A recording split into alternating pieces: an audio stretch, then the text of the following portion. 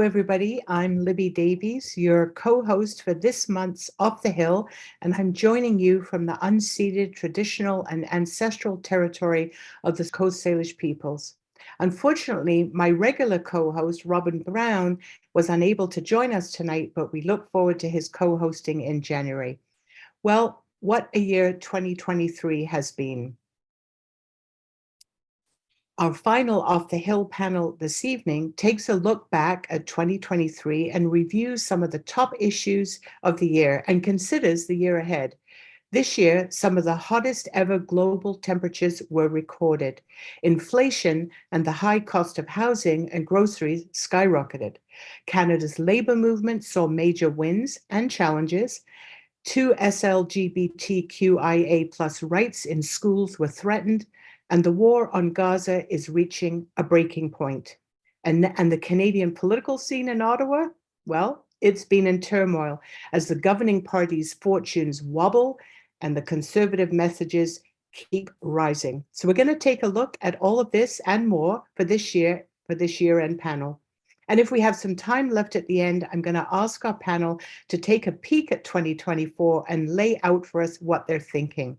So this evening, we're joined by Member of Parliament for Winnipeg Centre, Leah Gazan, economist Jim Stanford, Laura Walton, President of the Canadian Union of Public Employees, Ontario School Boards Council of Unions, and the newly elected President of the Ontario Federation of Labour, congratulations, and Rabble's own senior parliamentary reporter, Karl Nerenberg. And also welcome to all of you watching on Zoom. We encourage you to participate in the chat and polls and ask questions to our panelists through the Q&A function. And we'll do our best, as we always do, to address your questions.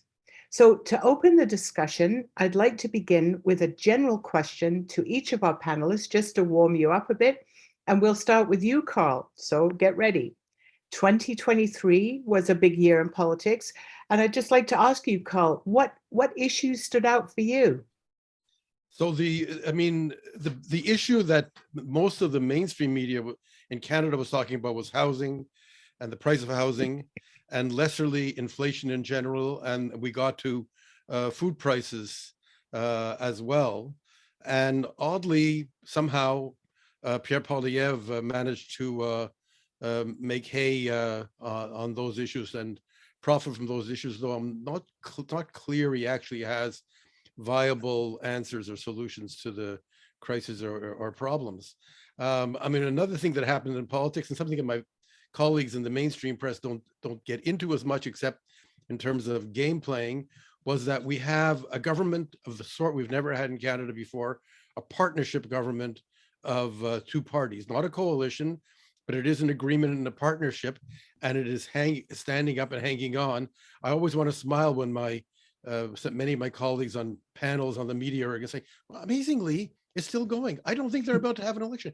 These people all should have really be reporting on the NHL. They're only interested in the score and who's winning and who's losing and not what's really going on. But, we're getting results from that partnership, dental care and some form of pharma care coming along.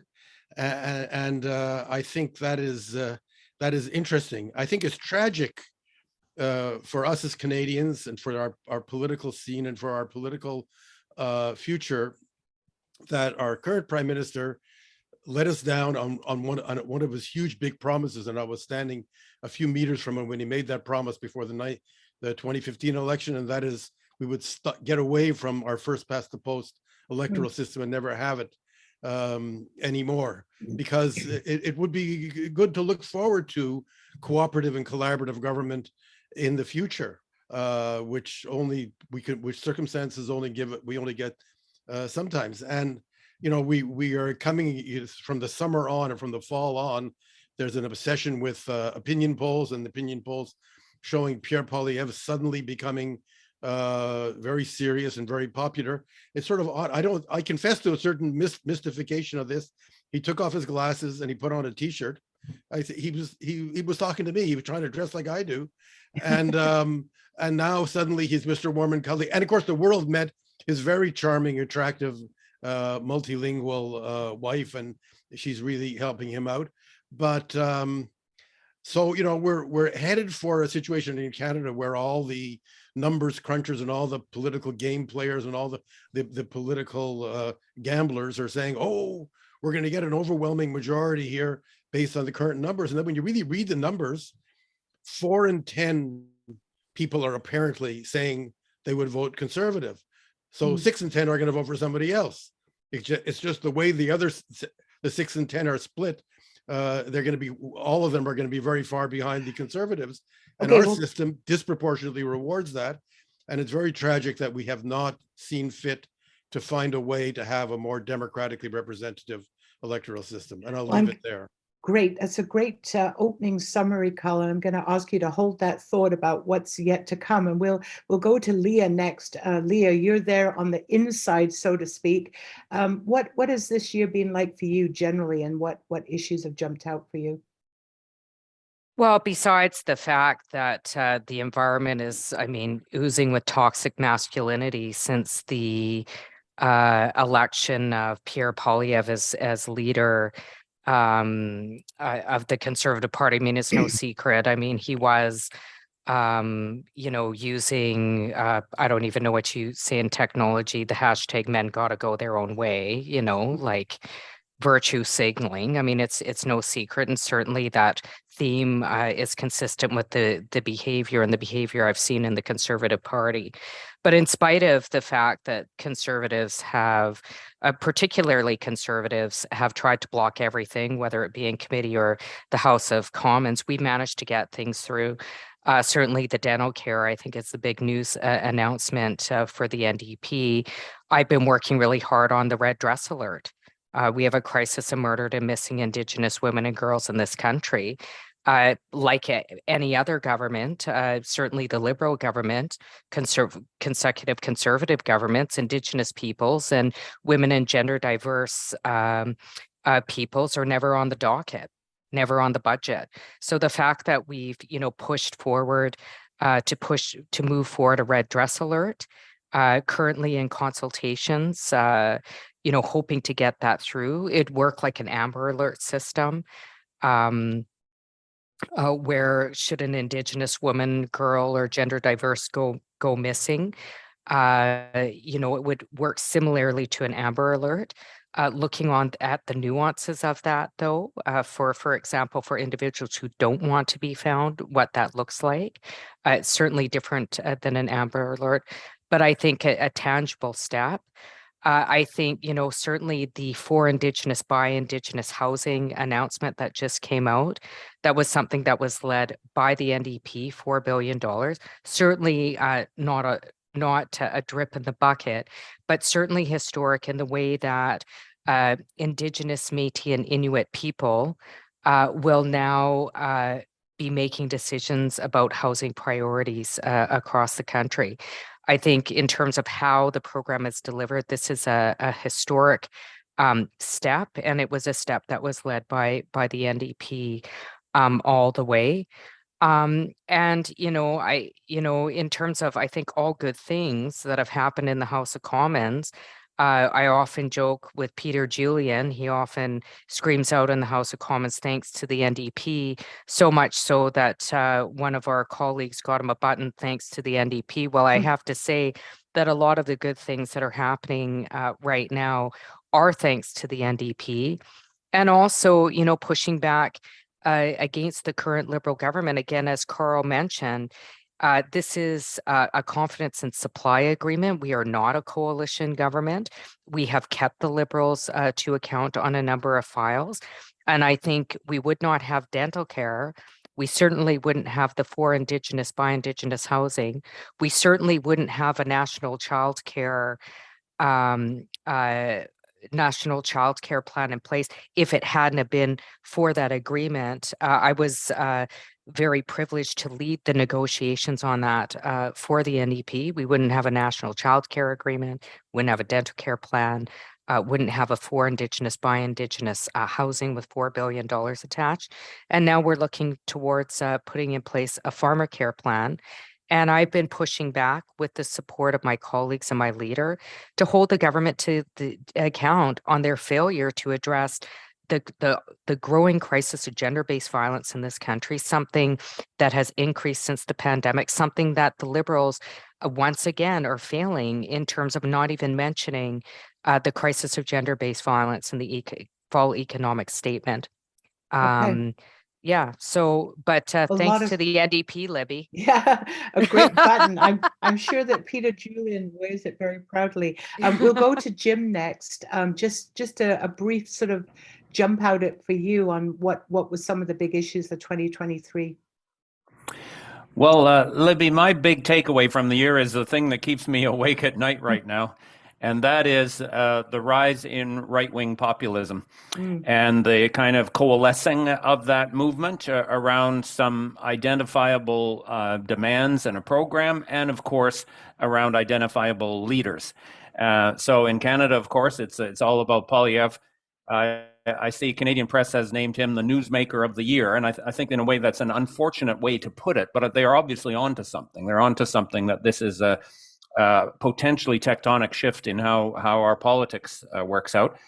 Karl, I do want to point out, you look much better in that T-shirt than he does, whether you've got your glasses on or off. Okay, I kind of like the glasses on look. It gives you that sort of, gentle, wise look. But at any rate, it isn't just about Poilievre, of course, and it isn't just in Canada. We're seeing this globally. We've seen terrible outcomes in Hungary, in Italy, and Argentina now. And then we're all shitting ourselves about what's going to happen in America if Trump carries on this way. And the fact that normal democratic norms are tossed aside, including by, ostensibly respectable Republicans, shows you how fragile democracy can be, and that there are so many frightening overtones to other terrible, terrible chapters in history that we're going to have to think hard and strategize and build alliances and focus attention on stopping this. The great mystery is why it's clearly arising. The support for populism, including from working class people, is arising from austerity and wage stagnation and inequality. And those are all things that should be fomenting a progressive response, not this response. And we've all somehow collectively failed to enunciate a narrative and a way of organizing that can get the people affected by neoliberalism today on board with something that will make it better, not something that will make it more intense and much, much less democratic. So that's my worried takeaway from this year, Libby, and then think about how we make it better next year.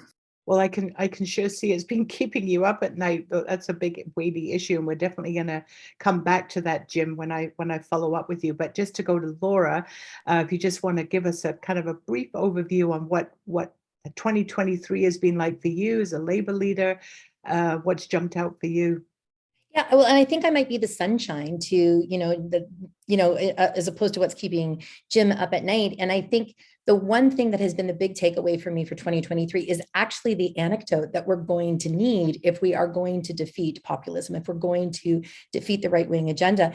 And that is the amount of power that people and workers have found over the last year to push back on agendas that we're seeing. It started off, we kicked off 2023 with the largest federal employee strike that this country has ever seen, when PSAC workers took to the streets and demanded better working conditions, better wages. It was phenomenal to see that done, and just the magnitude of what they did was phenomenal. We have seen grocery store workers with Unifor and with UFCW take to the streets and demand wages that will allow them to buy the food that they're stocking on shelves. But we've also seen in the province of Ontario where concerted effort by communities have pushed back on things like the Greenbelt scandal, that have started to push back on Ontario Place, that are starting to push back on the dissolution of Peel, the region of Peel, and really holding Doug Ford to account. And, when we're looking at things like, and I agree with you, who in the world would ever say that Pierre was, the newsmaker of the year? I would say maybe the source of issues.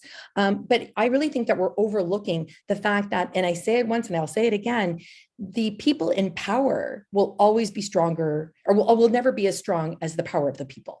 And I think, when we remember that and we really take away, from me, 2023 was where we saw workers and community members, tenant strikes happening, pushing back, people really speaking up about the environment, and the fact that people could not breathe because of forest fires that were ravishing our country. That is where we are going to be able, if we come together, if we have those conversations, if we continue that really good work, that's what's going to turn this around. And as far as the polls, Biden said it just recently, polls don't vote, people do. And that's the one thing that we're going to have to take away as we move forward, is making sure that people are at those ballots and are making the right decisions.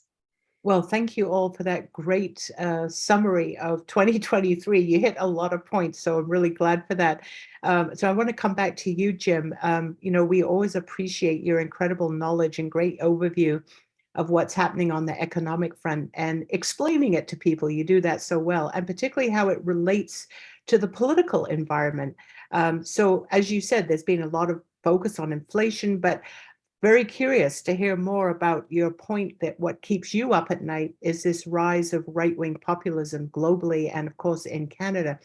And so I guess the question I have is, with these economic questions that the right seems to have seized on, and they seem to make headway, how do we break through as progressives? How do we get the message out about their very false narrative that sort of fools people into thinking that they have the solutions, when we know that the exact opposite is true? They want to actually widen the gap between working people and people who have, control all the wealth in this country. So what have you reflected on that? Oh, I wish I had the answer, Libby, to that question. I can dig into the numbers and the spreadsheets and come up with an economic analysis and an economic forecast and try to communicate it. But how that shakes out in the political sphere, honestly, I think I'm humbled to realize it actually has more to do with words and narratives and emotions than it does with facts and figures and economic charts. I can't tell you how often I've come up with a chart that right there, for me, should get people out in the streets with torches, starting the revolution, because of how inequality is widening, or how irrational the speculative financial markets are, or how useless corporations have been at investing in new technology and things, even though they make so much damn money. And yet it's just a chart. So somehow you have to tap into people's emotions and hopes and dreams and fears and do it in a progressive way. And the right is showing how to do that in another way right now. They blame everything on the carbon tax. Whatever ails you, it's the fault of the carbon tax. And if nothing ails you, that's the fault of the carbon tax too. And it's so wrong factually and analytically. And I've been trying to put out analysis of that, showing, for example, that there's a negative correlation between the carbon price in Canada and the rate of inflation. When the carbon pricing system came in, inflation fell. And then, the years that inflation took off, it wasn't the carbon price, it was the freaking oil company profits, which were adding 30 to 40 times as much to energy prices and inflation as the carbon tax. Yet, partly by, just repeating the misinformation and tapping into very simplistic narratives, the right has still sucked up all the oxygen with talking about the carbon tax. It's going to be an interesting period for the economy. We've been walking a tightrope of whether we go into a recession or not. Strictly speaking, we were almost in a recession. A recession is defined as 2 negative quarters of GDP growth in a row.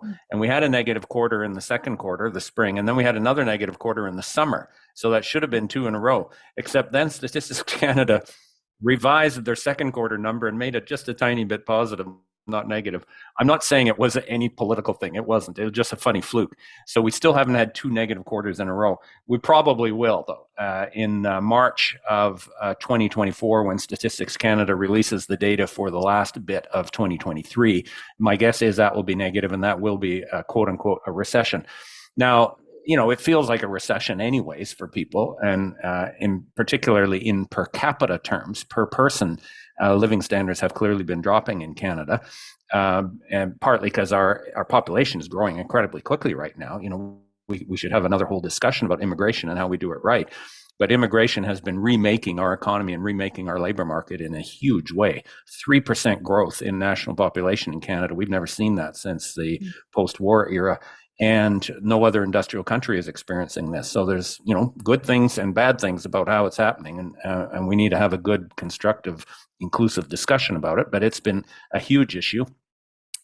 So whether, it's the GDP is slightly above or slightly below zero doesn't really matter. People are suffering because of high inflation, lower real wages, the interest burden, of course, that's resulted from the Bank of Canada's response to inflation, high interest rates, and housing costs, which are an absolute crisis for millions. So all of that together, it's an emergency, and we need to treat it like an emergency. And progressives have to have a storyline about how do we respond to a national emergency with powerful, huge public interventions to protect people and keep a roof over their head and food on their table. And, maybe with, powerful narrative to call out what's really happening here and have solutions that seem concrete to people. Maybe we can redirect some of that anger that Canadians legitimately have in a more progressive direction. Well, I'm going to pick up on that point and turn it over to Leah, because I think you make a very powerful point, Jim, that it's the message that's so important, right? Whether you can win the narrative, you've got all the facts and the evidence, but how you break through on the narrative to people and whether or not it resonates, that's what really counts. So Leah, you mentioned earlier that the button that the NDP has made, thanks to the NDP, and factually, this is absolutely correct. We see the good things that you've all mentioned, and the NDP has been a key player, if not the catalyst to make that happen. So how do we get that message out? Is this something that you guys reflect on and think about? How do we break through? How do we get that message out to people that, Poilievre is spreading lies and misinformation, and somehow the truth has got to get out? So, I don't think it's any secret that conservatives are really, I think the champions of messaging, not the champions of producing, however. And, I do agree with Jim. I think they've won the message wars. This is certainly something that we're always working on. I don't know, a lot of people don't know this, but I actually was a teacher by training and taught in the Faculty of Education for many years, and that was my job. How do I message things in a way that will allow students to remember? And I think, Pierre Poilievre has certainly been very good at that. The messages are simple and people are struggling, and they relate to the simple message, even though most of it's not based on fact, including with the carbon tax. If you look at BC, his whole messaging around the this is like, we're not even talking about factual information here. But I think we are starting to push through. I know for myself, in terms of campaigns that I've run, even around the red dress, is a very simple message. Should we go missing, we must be found. I said that over and over again. Should we go missing, we must be found. And I think, we have to find something that connects with people who are really struggling. People are struggling across the country. I just came before the panel, and I was serving holiday dinners. Well, I don't think we should ever have to do that. We shouldn't have to live in society where people don't have food security, don't have their right to housing met. We should never be in a position where people have to be thankful to eat, because these are basic human rights that we don't meet in this country. We have real issues, and people are struggling more than ever, including seniors. In fact, 50% of the folks in Winnipeg that utilize shelters right now are seniors. They're seniors. This is abhorrent. One of the reasons I'm fighting for a guaranteed livable basic income. We have income guarantees. They are not livable. If you have 50% of people that are using shelters, come from the seniors population, we need to look at our current social safety net and we need to make adjustments. So I think it's about, creating messages that connect with people, connect with people in the community. My slogan in my riding is community at the center. I used that slogan while I was being elected, in my nomination, after being elected, and all my work and all my ideas center around community being at the center of all my decision making. And it got so popular that my opponent was using hashtag community at the center. And I thought, well, thanks, you're using my messaging. You're like giving me free advertising, right? Community at the center in Winnipeg Center, right? Yeah. So I think it's about coming up with that easy, simple messaging. And I think on the left, a lot of us come from, different kind of backgrounds. We're very involved. We're the greatest at policy and getting policy through, sometimes not so great at messaging. And, certainly I know we have a really great communications team right now who's working on trying to find a way to communicate to the masses. And, hopefully we'll punch through after the holidays, but I can tell you dental care will. Okay, well, we'll come back to that. But I will be the first to say and be mindful of the fact that when we talk about messages and getting the truth out and the facts out, we have to be mindful of the fact that, of course, so much of that message is controlled by mainstream media. They don't particularly want a progressive message getting out. So thank God for Rabble, who's out there every day trying to put the message out and gather people together. But it is a struggle, and I think you've all reflected on that, and it's a big issue for us. So now, Laura, turning to you, I mean, there were certainly big moments for the labor movement in 2023, including the newly introduced anti-scab bill in Ottawa. I mean, my God, I was an MP who worked on that 10 plus years ago. It's taken that long to get the anti-scab legislation. So just curious to know how you see that win. What does this new legislation mean for labor from your perspective? And how do you get the message out on an issue like that, for example? It's great. And you're right. Like, this is something that we keep coming back to. And it is a huge win for federal workers. Now we need to take that and run with it in each of the provinces so that even more workers are protected. Because the fact remains, using scabs is just a way to undermine the bargaining process. And the one thing that I've started, and it is all about messaging, and often we get into an echo chamber. We all know what scabs are. We all know what anti-scab legislation means. But if I'm talking to somebody in the community, like, what is a scab other than, something that shows you're healing? And so, talking to people about why it's important that we aren't undermining workers and we aren't undermining the value that labor has, and what being a scab actually means. It's not about the worker. And I really keep putting this back forward too, because it's not about the worker who is taking the job in scabbing. And I know that there's a lot of people in labor who'd be like, no, scabs are bad. But you got to remember, in this current economy, people are just trying to put food on the table and a roof over their head, and they're going to take the job that they need. What we have are employers that are taking advantage of labor, taking advantage of the economy that is happening. And they are offering oftentimes more money to people to come in and do struck work than they were offering at the table to the people who are they're actually bargaining with. And I think that's the message that needs to get out, that this is not worker against worker. I believe that all work has labor. I believe that people need to, have opportunities to find work, to feel like they are part of the economy. But it's about employers taking advantage of workers. And what the anti-scab legislation does at a federal level is it puts an end to that and makes it illegal for employers to do that. And I know in Ontario that we tried, the NDP here tried to put, an anti-scab legislation back for the 16th time, in Queen's Park, trying to align ourselves with other provinces that have it. Of course, Doug Ford wanted none of that because that's not going to help his developer buddies. That's, only going to help the workers, and somehow they still think they're working for workers. But I think we win as workers when other workers win. And so taking that and talking to community members about why this needs to be in place at the federal level, why it needs to be put in place at the provincial level, and how it ensures that the work that the labor that workers provide is valued in our economy and not taken for granted. Because quite frankly, those folks that are the big business owners, without workers, they're nothing. It's only because the workers are putting their labor into it that those big businesses have been allowed to grow.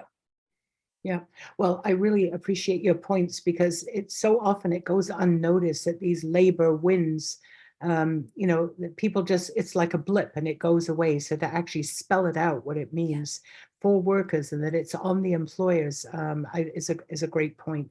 I'm going to switch now to the climate emergency, which of course, unfortunately, is still probably one of the biggest issue in 2023, as it has been for a number of years, both in Canada and globally. And it seems to me that, so often it seems to be an emergency in name only, with sort of dragging political leadership lagging behind. We know that COP28 recently concluded in Dubai. So the question I have, and I'm going to go to Karl and then Leah, if you can tell us, how did Canada do any better? Did Canada do any better in 2023? What is sort of the report card on our participation in COP28? So we'll start with Karl and then go to Leah. Oh, I think you're on mute, Karl. It's much better that way for me. I know. It improves We'd like to hear what you. I have to say. Our participation was overall positive, I imagine. I didn't go, and I find there's something a little bit ironic about this huge, massive carbon producing conference to talk about reducing the carbon in the earth. But the Environment Commissioner is an officer of Parliament associated with the Auditor General, and his evaluation was again that we're far from meeting our targets and that we're way off base.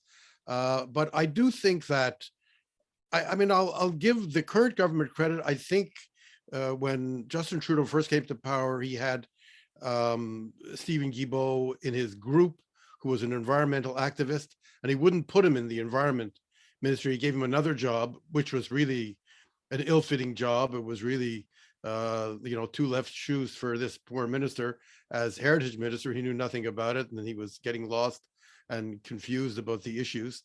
And finally he said, okay, this guy is an environmentalist, I'm giving him the environment. And his answer to the Commissioner of the Environment, he says, well, it's a long history of not doing enough, but now we are pushing forward, and we are going to start acting. And you notice just the other day, Guilbeault was out. Now they have very, very robust rules about transitioning to electric cars. Again, you talk to environmental experts, and some of them aren't so convinced about, even necessarily convinced about the panacea of electric cars. But I mean, Canada has a lot of the elements in place to move our economy in a much greener direction. In Quebec, there are huge hydro, and there are very ambitious plans for hydro, and Manitoba also has big hydro resources. But I think the Canadians' commitment to the environment is somewhat mitigated by them believing that taking steps in our personal lives to reduce our carbon footprint is somewhat making everything more expensive. That it's that propaganda about the carbon tax, not just about the carbon tax, but about about environmental evaluations of mega projects, or about the so-called gatekeepers that certain politicians talk about. And I think it's going to be difficult. And there's the overarching defeatism in Canada that we're a big country and territory, but we're a smallish economy, not a huge economy, and a smallish population. Although now we've over 40 million, so it's not as small as we used to think. But that we're nothing compared to China and the United States and all the big polluters. So who really cares? Even if Canada didn't exist and we didn't pollute at all, the climate change will still happen, is the argument. And of course, it's wrong. It's a wrong argument, because there are a lot of countries like Canada, and if we all did something, it would have an impact. But I think I worry that Canadians are not invested in environmental issues as they might have been theoretically 6 or 7 years ago, and they're just feeling so stressed, and we're someone making the environment and measures to work on the environment the scapegoat for our economic woes, which is very unfortunate. Okay, I'm gonna bring Leah in here. So Leah, your perspective on how Canada did at COP28 and whether or not we are really falling behind on our international commitments, or even how people feel about the issue because they just feel so cynical about it now. Well, we are falling behind on our Mhm. international commitments. This is a fact, and the current government has not met any single climate target they have set.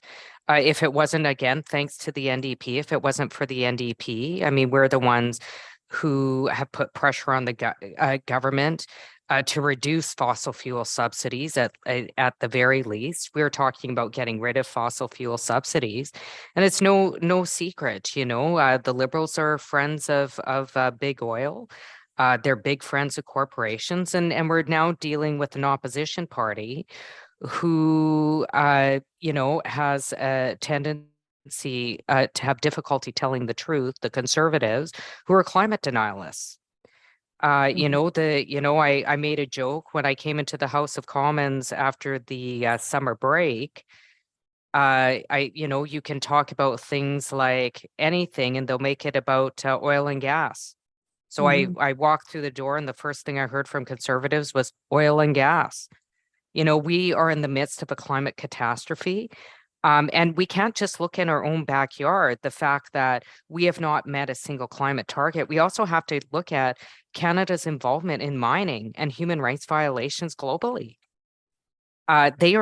Canada has not been friends to the environment. It is historically has not been friends. If you look at resource extraction, you know, around protecting local environments of places like Fiji, for example, you know, Canadian mining companies have a terrible reputation globally, in fact, for their environmental damage and also, you know, constant violation of human rights, the human rights of Indigenous peoples, the kind of human rights violations that you see currently in real time being frowned upon by the UN in BC, in places like Wet'suwet'en Territory, where we are, you know, still in a process of, you know, trying to produce liquefied natural gas. LNG, something that other countries are moving away from because we know it takes water, we know it's bad for the environment, and if we want to save the earth, then we have to start doing it aggressively. So I don't think Canada, I don't think there's anything to celebrate.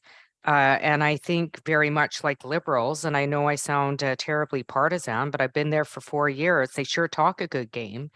But when it comes to action in the midst of a climate crisis, when we literally are seeing towns like Lytton, BC, burn to the ground, let's see real action.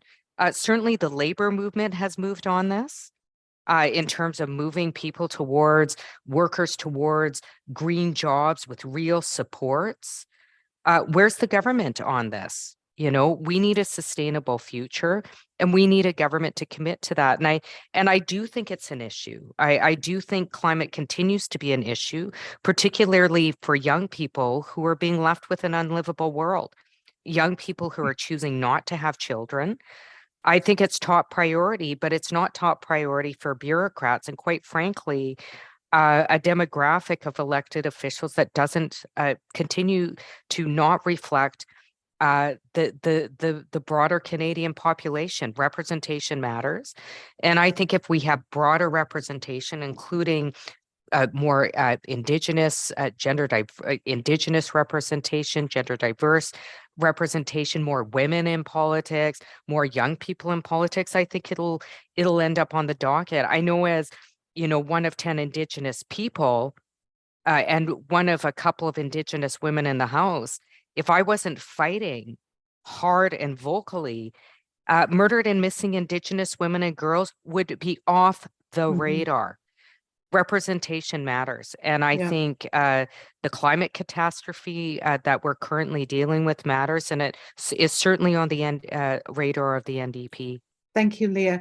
On the last Off the Hill in November, we spoke about the war on Gaza and the absolutely devastating human impacts. And there's no question that the global conflict and militarism generally have been very big issues this year. So the question that I want to pose to all of you now, it sort of relates to a larger frame. It feels like we're facing a world of polycrisis, or maybe call it a pandemic of political crisis. And I just wonder, because we're wrapping up 2023 and moving into a new year, and we think about these things, if you can reflect on that, where does it leave us as activists, as concerned people, as families, as communities, to you personally? This sort of sense of global polycrisis. What does that mean to you, and how do we help people get through that?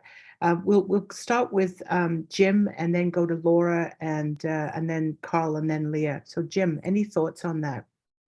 Big well, question. I think that term polycrisis is very, very fitting, Libby, and I've been quite taken with some of the analysis and research that great scholars around the world have been doing this year. For example, I follow Adam Tooze very closely. I don't know if many others on the call would be familiar with his work. He's got a free Substack. I don't know how on earth he writes it. He's got like a very wise, rich thing out every 2 days. I have no idea how he does it. But he's been talking about polycrisis and the factor that it's these interlocking problems, including climate change, geopolitical conflict, economic risks, the breakdown of liberal democracy. And how they all fit together in very tectonic and unpredictable ways. And he's also emphasized in his writings on the polycrisis how this has led to a response, policy responses that are all about improvisation and makeshift solutions and innovating responses on the fly kind of thing. And we did see that during the pandemic, of course. Governments, including conservative ones, doing unbelievable things to try and, help people through, or help society through the pandemic as well as they could. We just didn't learn the lesson that type of response is required all the time. So as soon as the immediate urgency of the pandemic seemed like it was gone, of course the pandemic isn't over, then they tried very quickly to restore everything back to orthodoxy. And maybe there's a way that, again, progressives can harness this idea of the polycrisis and the reality of the polycrisis into a kind of systemic meta-analysis of what's going wrong with neoliberal capitalism in Canada and globally, and why we need big, big thinking to respond to it. Yeah. And Laura, if I could turn to you just to sort of reframe it slightly, so we can get into a bit of 2024 looking forward. So in terms of this notion of this polycrisis that we all face and how we feel it personally and politically and globally, what do you think that holds for 2024 in terms of issues that you'll be looking at or working on? Well, I think, what we're seeing right now is the need to not be reactive and to start really looking at how are we being proactive. And I'll never forget, a lot of what we have today that we take for granted, things like public health, those were created after a crisis. Right. And for some reason, we just had, and we are still in the midst of a global pandemic, but we aren't learning the lessons in the same way that historically we learned. And I think, that is one thing that is really, top of mind. And why aren't we learning it? Because there's no real money for big business to make if we do things publicly. Right. And I think it's a shift. I think for leaders in labor, it's about learning how we manage to keep all of those pots that are on the stovetop at a simmer and not not boiling over, but also recognizing that, and it's super important that we also recognize that workers are holistic. And so these global political issues that are happening are impacting them because they have family, for instance, that are in Gaza right now. And how does that impact them and how they're able to function in the workplace? It's having an impact on housing. The number of workers that are facing housing insecurity and food insecurity are huge. And so as leaders, and when I say leaders, I believe that all workers are leaders. I don't believe it's just people who become elected. I believe that we all have that capacity to lead, but it's also about learning how to manage so that we are giving time and space for all of these things and recognizing the interconnection to them and how one thing can also trigger another thing. And I want to commend Leah, because the work that we are seeing coming out around the red dress alert is something that we've been calling for in labor for quite some time. And why? It's because we had really strong Indigenous voices in labor spaces saying, you're not paying attention, you need to hear us. And I think when we make space in labor spaces for more diversity, that's how we are able to handle this multitude of issues. And it's when you have that diversity as your strength that you're dealing with those issues. Because it is part of the conservative right-wing narrative to just throw enough stuff at people that we get so tied up that we can't really focus on one particular thing. And I think that's because we aren't allowing the diversity to come in and take the lead and empower them and say, I trust you, I need you to go, and you need to do what you need to do. And I've seen that happen in the labor, I've seen that happen in politics, that when we really empower people to take their passion, it just makes us stronger. So I'm really hoping going into 2024 that we can recognize that it's going to take all of us collectively to deal with these issues. There's not going to be one group of people. There's not going to be one union that can do this, but collectively, I think we can do that. And you're seeing that right now with the Common Front in Quebec. 400,000 workers collectively stepping forward and saying, we're done, we're taking this on. The more collective we can work together, the stronger I think we will be. Thanks, Laura. And just continuing on that theme and going to Leah, looking to 2024 and knowing that we're in this environment of global crisis, of poly crisis, one of the questions that just came in is homelessness, that the fact that it's its worst throughout Canada. So, you know, for the NDP, I mean, it's fantastic that the dental plan is going to come in 2024. You referenced that earlier. Something like homelessness, any plans in that area from the NDP to push that agenda through and try and get the Liberals to take substantive action? Well, I think the for Indigenous by Indigenous housing announcement that happened just before break, the $4 billion, certainly we fought for more, but I don't think we would have gotten anything out the door if it hadn't have been for the NDP. Was certainly a top priority that we were successful about. And we do absolutely have a housing crisis. And the NDP has been very, very clear that we need to see more affordable housing, rent geared to income, cooperative housing. This has been the push. We know that the Liberal National Housing Strategy is not working. I just met with, frontline service providers in my riding yesterday, in fact. And, even with the National Housing Strategy that came out from the Liberal government, it's, just like many of their other programs, it's of the benefit of corporations. If you don't have the money, you can't buy into the program. And a lot of the not-for-profits, social housing initiatives, cooperative housing initiatives are still not on the radar of this government. And it is a crisis, particularly that is being impacted by global conflict. Winnipeg Centre, where I represent, 70% of refugees that move into Manitoba move into Winnipeg Centre. And I can tell you, Libby, I have an open door policy. I will never turn somebody away from being my neighbor in Winnipeg Centre. But if we're going to invite people in, we have to ensure that they have a dignified place to call home. The fact that refugees are moving into Toronto, the fact that refugees are moving into Winnipeg and staying at the Salvation Army is unacceptable to me. The fact that kids are aging out of care and being dropped off at the Salvation Army in my riding is unacceptable to me. The fact that child welfare has become a pipeline to precarious housing and the beginning of becoming a life of being unsheltered or precariously held, sheltered is a problem. And we know it costs money. One of the reasons I'm fighting for a guaranteed livable basic income, along with other government programs and supports, including affordable, accessible housing, rent geared to income. Poverty costs a lot of money in this country. We have an archaic social system, social safety net, where far too many people are being left behind, including people with complex mental health and trauma that do not fit within the system. We know EIA programs are not sufficient to even pay for people to be able to be housed at this point. And we need to make sure people are looked after. We know looking after people and having a robust social safety net is good economic policy. That's certainly why I'm a proud socialist and a proud New Democrat. Thank you, Leah.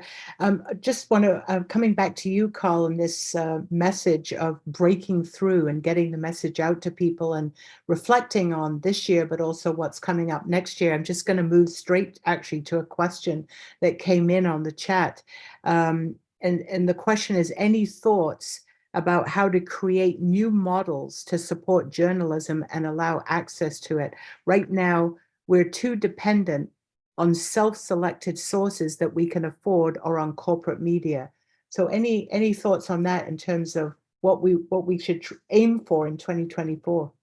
Well, I mean, I think the government's strategy in terms of supporting local journalism and supporting journalism in general, supporting the news media, has been to essentially to do what they could to help the big owners of the big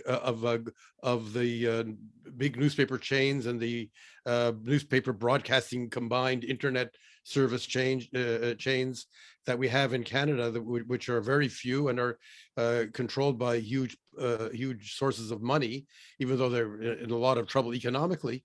I think we have to look at a much more of imaginative and active role for the public sector. I mean, just because you would have public dollars and public sector, or a combination of public sector and community social enterprise and nonprofit working together to create journalistic entities of various kinds, local and national, doesn't mean it's going to become state media like the conservatives are always accusing the CBC of being. And I guess what the government of Canada has to start with is to really reinforce what the assets that we have now, mostly the CBC, but as well the National Film Board. They already own that. It's already there. It's been beggared for a long, long time, but it has to be reimagined. One thing you need is a dedicated and safe source of funding so that it is not funded out of the annual appropriations each and every year and dependent on a given government. But as well as that, I think you have to look at it at a way in which rather than merely, say, take the Google $100 million, taking some of that money and mostly forking it over to the big corporations that control the still struggling newspapers. What you want to do is find ways to fund and work cooperatively with local communities and local social enterprise organizations and local nonprofits to create professional journalistic opportunities that are that are genuine journalism and not just people sitting on a soapbox and talking whatever they want, but that supported actively by public funds, because it's not going to happen. I'm afraid the capitalist economy in and of itself is not going to deliver that. It's not going to make it happen. It's not interested in that. Look, the perfect example was Facebook. When Facebook was in a fight, and still is in a fight with our government about paying for news content, they said, frankly, you know what? We don't make most of our money from that. We make hardly any money from that anyway. We don't even care if there's news content on Facebook. We make it from cat pictures or from people sending pictures of their vacations or whatever. We make it from all kinds of other stuff and content. We don't give a damn about your news content. We don't give a damn about people being informed and people being active citizens. That's not what we're about. We're about the profit that we make from running this platform. I'm going to cut in there, Karl, just so we can hopefully get in one You last made a mistake question. in asking me about No, that. no, absolutely. I knew you'd have a good answer. That's why I went to you. It's a pretty important question about independent media. But hoping to sneak in a last question here that came in, probably to Jim, this should go. What are the threats that big oil, big pharma, etc. use when they lobby the government, and how real are they?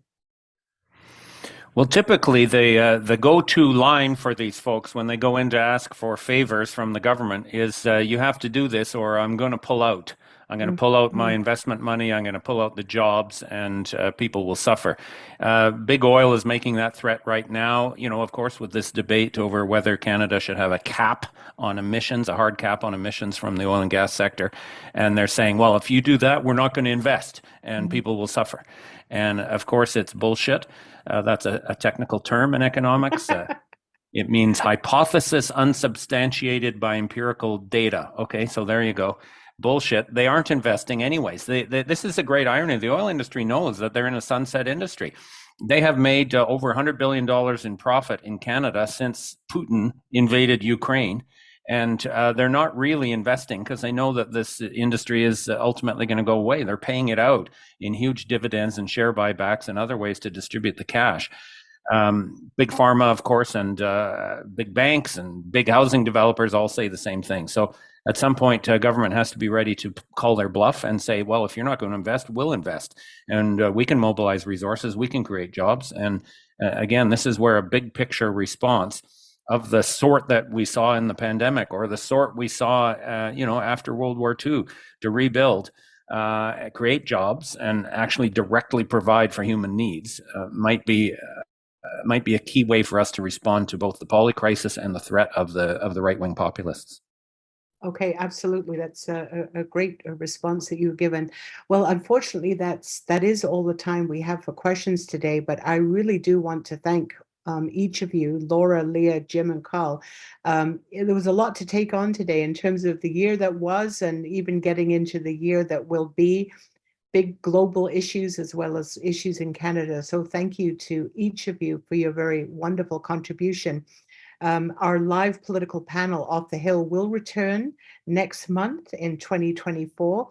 And as a reminder to everybody who's tuned in, we now have a regular day set for this series. So you can join us for Off the Hill every third Wednesday of the month, every month, which means that our next Off the Hill will happen January the 17th. So be sure to get an invitation by signing up for Rabble's newsletter at rabble.ca/subscribe. And finally, I do want to, we always say thank you to Rabble for hosting events like this, but I want to say a special shout out to rabble.ca because it is the end of the year and it is tough to keep independent progressive media alive and growing. Rabble has a lot of supporters out there, but we do need people to step up and to make those contributions, and particularly if it's a monthly contribution. I do that every month to Rabble. Very proud to do that and proud to be a volunteer co-host here on Off the Hill. So we want to keep this going into 2024. It's so important that we have these political discussions. So please think about making a one-time donation to Rabble or becoming a monthly donor at rabble.ca/donate. So thank you to our panelists. Thank you to all of you for joining us tonight. And we'll see you next month, next year, January 2024. Thank you very much. Happy New Year. And Happy New Year to everybody.